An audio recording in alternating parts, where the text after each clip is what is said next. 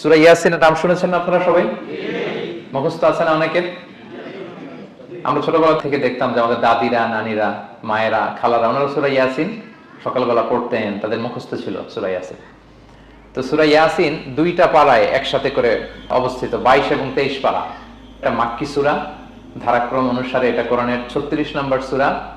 এই সূরাটির আয়াত সংখ্যা মোট 83। এই সূরা অনেক ফজিলত আছে, কিন্তু ফজিলতগুলো বেশিরভাগ দুর্বল সনদের।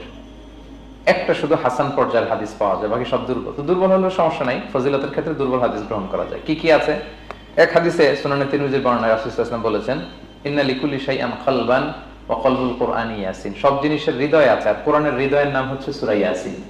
যে ব্যক্তি একবার সূরা ইয়াসিন পড়ে, সে 10 বার পুরো কোরআন পড়ার সওয়াব পেয়ে যাবে। সুবহানাল্লাহ। এটা একটা ফজিলত। আচ্ছা, আরেক ফজিলতে আছে, রাসূল সাল্লাল্লাহু আলাইহি ওয়াসাল্লাম বলেছেন, ইকরাউ সূরাতা ইয়াসিন আলা মাউতাকুম। তোমাদের মুমূর্ষদের সামনে বসে সূরা ইয়াসিন পড়ো। মৃত্যু পথযাত্রী এখনই মারা যাবে, অসুস্থ হয়ে পড়ে আছে, তাদের যাতে কষ্ট কম হয়, লাঘব হয়, রাসূল সাল্লাল্লাহু আলাইহি ওয়াসাল্লাম বলেছেন সূরা ইয়াসিন তার সামনে বসে পড়ো। কেন? এটা আমি সামনে বলবো। এগুলো দাঈফ সনদের। হাসান পর্যায়ের একটা মাওকুফ হাদিস আছে, ইবনে আব্বাস রাদিয়াল্লাহু তাআলা আনহু বলতেন যে ব্যক্তি মান ক্বারা ইয়াসিন হিনা ইউসবিহু, সকালবেলা যদি কেউ সূরা ইয়াসিন পড়ে, তাহলে সারা দিনের সব কাজগুলো আল্লাহ তার জন্য সহজ করে দেয়। আবার রাতে যদি কেউ সূরা ইয়াসিন পড়ে, সারা রাতের সব কাজ তার জন্য আল্লাহ তাআলা সহজ করে দেয়।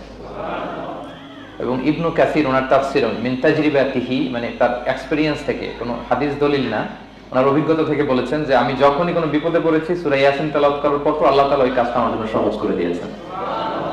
তো এখন সূরা ইয়াসিন বেশি বেশি তেলাওয়াত করবেন তো নাকি? ইনশাআল্লাহ। মাশাআল্লাহ, ঠিক আছে। মাক্কি সূরাগুলোর মূল প্রতিপাদ্য বিষয় হচ্ছে তাওহীদ, রিসালাত, আখিরাত।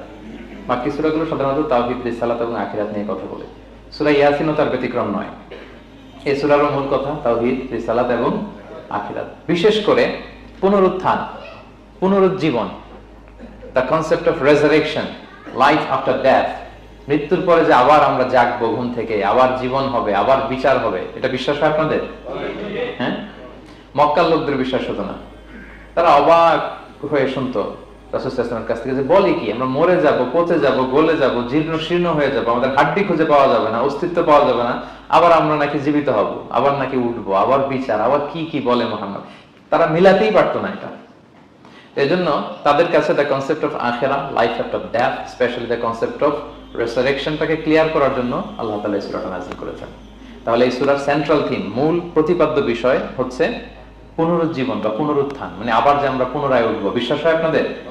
হ্যাঁ, এটা কিন্তু মহাসত্য, বিশ্বাস রাখতে হবে আমাদের, যে না, মরে গেলে সাময়িক দেখা যায় পচে যায়, কিন্তু আবার আমরা উঠবো। এবং এজন্যই